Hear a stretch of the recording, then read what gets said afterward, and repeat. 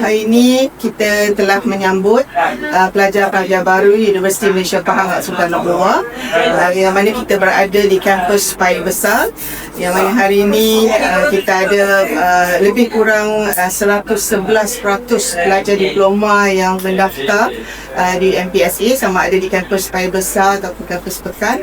Dan bagi pihak Universiti Pahang Sultan Abdullah, kami mengucapkan tahniah juga kepada pelajar baru kita, pelajar diploma OSH, dan kita juga mengharapkan bahawa pelajar-pelajar dapat menunjukkan sepenuh perhatian kepada hal akademik dan kurikulum di dalam universiti, dan UMPSA sentiasa berbesar hati dan menerima pelajar-pelajar untuk melanjutkan pelajaran mereka di tingkat diploma, seterusnya sarjana muda ke atas.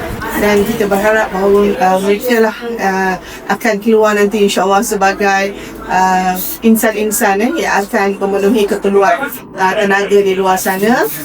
Dan hari ini kita dapat lihat juga daripada pelusuk di mana-mana sahaja di Malaysia ni datang. Daripada Sarawak kita ada juga pelajar bersabar, pelajar daripada Kelantan, Perak, Perlis dan sebagainya. Dan Alhamdulillah adik juga ni pelajar calon kita juga daripada Johor.